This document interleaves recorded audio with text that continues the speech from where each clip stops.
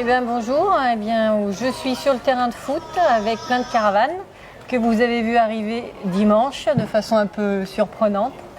Et bien évidemment, nous sommes allés rencontrer les personnes qui sont arrivées à Noyaret et nous avons trouvé un accueil extrêmement chaleureux, fort sympathique. Donc on avait envie de vous présenter les gens qui sont venus à Noyaret pour quelques jours. Et donc je vous présente le pasteur Flores, à qui j'ai demandé d'expliquer un petit peu comment ils vivent, pourquoi ils sont ici, tout ce système, et que vous sachiez qui est à Noyaret sur vos terrains de foot. Je me présente, je suis Monsieur Flores. Donc c'est vrai que la venue était un peu brutale, c'est vrai, mais vu les circonstances, je ne sais pas si on peut rentrer un petit peu dans... On en parlera tout à l'heure.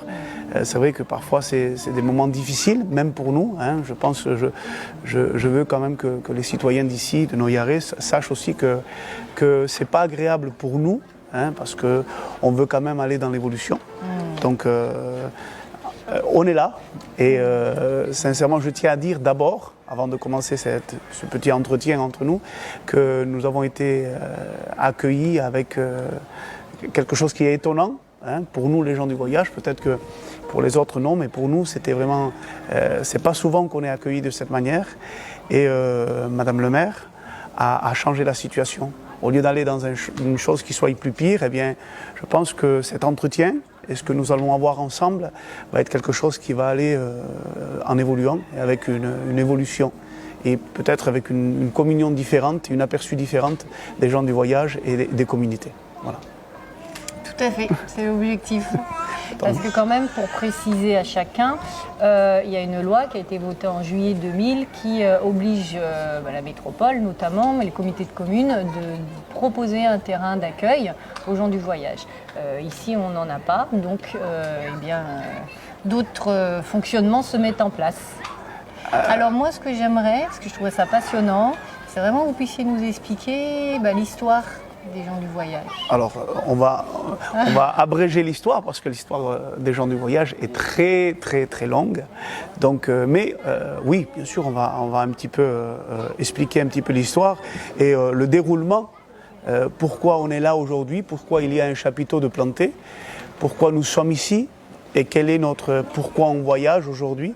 Bien sûr que tout ça a changé. Donc, on va prendre quelques minutes pour expliquer un petit peu tout ça. En fait, les gens du voyage sont situés, leur histoire se situe, la plus ample, la plus grande de l'histoire des gens du voyage se situe en Inde. Donc c'est là-bas où ils ont appris la langue qu'on appelait gitane, kalo, tzigan en elle-même, tzigano. Donc c'est cette langue qu'on a appris en Inde. Mais en fait, on s'est aperçu à travers l'histoire que les gitans ne pouvaient pas correspondre avec l'Inde à cause des cultures, à cause de plusieurs choses qui sont en Inde et qui ne correspondent pas au peuple gitan. Donc d'autres ont fait des recherches. Donc on peut venir ou du peuple d'Israël, ou on peut venir de la Syrie, mais en tout cas on vient d'avant l'Inde. Ensuite, vraiment, principalement, le peuple Tzigan en lui-même, toutes les ethnies comprises, et tout à l'heure j'aimerais faire une parenthèse par rapport à ces ethnies-là. Toutes les ethnies qu'on appelle, d'un seul bloc, on appelle ça les Tzigan. Lorsqu'ils étaient en Inde, ils sont restés très longtemps en Inde. Ils ont vécu là-bas pendant des années, et ensuite, lorsqu'ils ont voyagé, parce qu'ils ne peuvent pas, le peuple Tzigan en lui-même a une culture dans laquelle il ne peut pas s'installer. C'est un peuple nomade, et depuis des siècles, rien ne c'est dans leur gène. On ne peut pas rester des années dans le même endroit. Donc ça fait que lorsqu'ils sont sortis de l'Inde, le peuple s'est divisé en deux parties. Une partie sont partis vers les peuples nordiques, donc les pays de l'Est, ainsi de suite. Et là-bas sont nés ce qu'on appelle des ethnies. Donc on a passé par la Roumanie, et là-bas il y a eu ce qu'on appelle Bien sûr, il y a des noms qui sont un petit peu péjoratifs, comme Romanichel et ainsi de suite, des noms qui signifient petit diable et ainsi de suite, quoi. C'était vraiment péjoratif, mais ce peuple-là va commencer à grandir et là vont naître des ethnies qui sont les Roms. Les Roms qui sont une population, l'une des plus grandes des 5 ethnies. Ensuite, il y a eu les Yéniches, les peuples qu'on appelle les Allemands. Hein. Ensuite, il y a eu les Sinti, qui sont un peuple qu'on appelle les Italiens, qu'on retrouvait souvent, qui se sont installés, j'essaye d'abréger, parce que sinon il y aurait pour des heures à parler de ça, qu'on a trouvé au Piémont, donc manouche italien. Et il y a aussi les Gitans. Les Gitans, y compris dans le peuple gitan, il y a les Catalans, ceux qui habitaient Barcelone, et les Gitans espagnols, qui étaient en Espagne, qui sont descendus un petit peu dans les pays un peu plus chauds, tous ces pays arabiques jusqu'en Espagne. Et là-bas, d'ailleurs, dans le langage espagnol, beaucoup de mots qui sont dans la langue espagnole, que vous comprenez aujourd'hui, il y a beaucoup de mots gitans. Donc je ne vais pas rentrer dans tous les mots, je vais abréger, mais il y a l'Espagne a grandi dès même lorsqu'elle a été conquise par les Arabes à l'époque, elle a grandi avec les Gitans. Donc la plus grande partie de cette ethnie-là, dont je fais partie, les Gitans, donc on a grandi avec l'Espagne. L'Espagne et nous, avec cette ethnie espagnole, on n'en fait qu'un. Donc ensuite, ce peuple-là n'avait pas, il avait l'illettrisme, ils étaient illettrés. Ils n'avaient pas de culture d'apprendre à lire, ils avaient une culture, pardon, mais ils ne savaient pas lire, ne savaient pas écrire. Et quand ils ont commencé, quelques gitans par-ci par-là, quand je dis gitans, je parle de 5 ethnies différentes, ont commencé à connaître un petit peu la lecture et qui se sont convertis. C'est là où réellement ils ont commencé à découvrir une culture qui est dans la Bible. Et cette culture nous ressemble. Donc on s'est aperçu qu'on pourrait éventuellement sortir de ces pays-là qui sont dans la Bible. Parce que, ne sachant pas lire, on vivait déjà, par nos mœurs, par nos traditions, par nos manières de faire, par tout ce qu'on faisait, on ne savait pas lire, et en lisant la Bible, on a découvert qu'on était là. Nos cultures étaient là.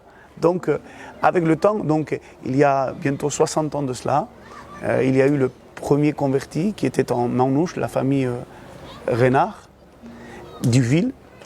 Il s'appelait Mans, c'est le premier converti. Ensuite, j'essaye d'abréger bien sûr, il y a eu un homme qui s'est levé et qui, en voyant que personne ne s'occupait des gens du voyage, eh bien, a pris les choses en main. Il s'appelait Clément Le Cossec. C'était un gadjo, qui veut dire sédentaire, qui veut dire celui qui ne fait pas partie des gens du voyage. Et lui a pris les choses en main et il a commencé à dire, eh bien, on va s'occuper de ce peuple. Et par la suite, il a commencé à évangéliser parmi le peuple Tzigan. Quand je dis Tzigan, je dis les 5 ethnies. Et les gens se sont convertis. Or, le peuple Tzigan est un peuple qui voyageait beaucoup, qui voyageait partout sans aucun but. Or, à travers l'évangile, j'essaye d'abréger, j'essaye de prendre les mots les plus importants, à travers l'évangile, le voyage a pris un autre sens, un autre rôle, une autre directive. Aujourd'hui, on ne voyage plus parce qu'on veut. Aujourd'hui, on voyage avec un chapiteau, avec des gens différents.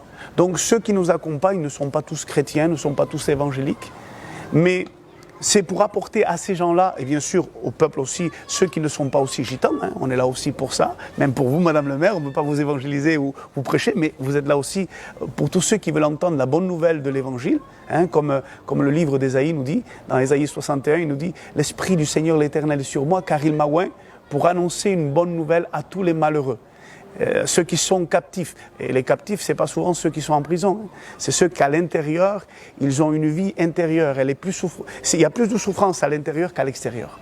Et donc nous, on s'efforce d'évangéliser le peuple Tzigan pour qu'il trouve ce que la Bible dit. La Bible nous apprend à avoir le respect d'autrui, à comprendre les autres, à avoir un abord sur les autres, à avoir comme on a aujourd'hui. Vous voyez? Du coup, Monsieur Flores, vous n'êtes pas des voleurs de poules alors? Bon, les poules maintenant, elles valent 1,50 € dans des endroits, donc on ne les vole plus, on va les acheter au magasin. Donc voilà.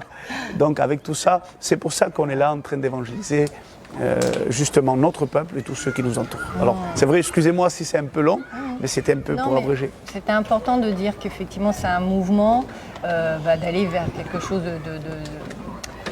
de religieux, de spirituel. Voilà, chercher le mot de la spiritualité. C'est ça. Voilà. C'est ça. Et ça, c'est important. Dans l'accueil qui nous est fait aussi, alors il faut savoir que l'essentiel de la communauté, ce que M. Flores m'a expliqué, c'est que c'est des personnes qui sont des artisans. Donc vous allez aller les voir certainement, puisqu'ils peuvent démarcher, puisque c'est la façon qu'ils ont de travailler. Moi, je mets les pieds dans le plat. Oui, ils payent des impôts, des taxes. Oui, ils sont en règle, ils ont des assurances. Voilà. Enfin, on avait montré quelques-unes. Voilà.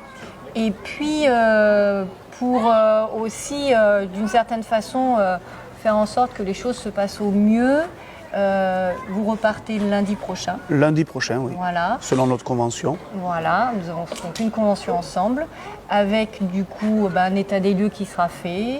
S'il y a des choses de cassées, elles seront réparées. Bien sûr. Voilà. Et puis demain, c'est la fête de la musique, mardi soir, et nous aurons le plaisir. On leur a demandé beaucoup en fait. Oui, tant mieux, tant mieux. au moins on participe, c'est vrai, à la communauté, c'est bien. C'est ça. Et donc ils vont aussi participer à notre fête de la musique.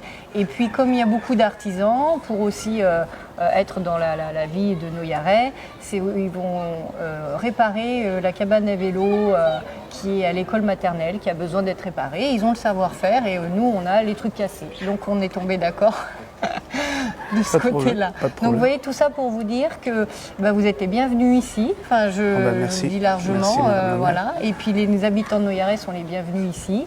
Oui, surtout. Hein, c'est pour que vous rencontrez et puis pour faire tomber un certain nombre de préjugés qui sont vraiment déplorables.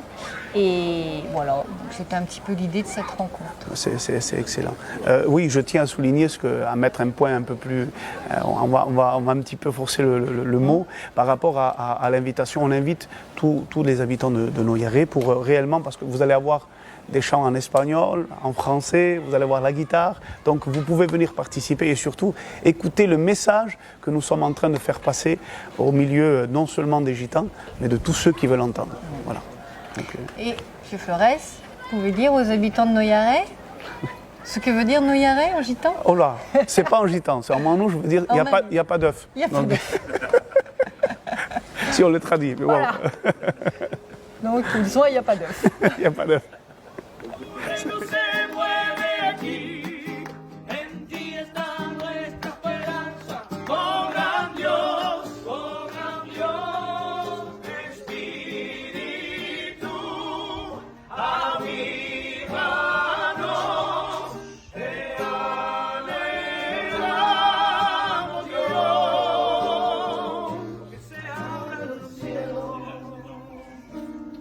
Amén.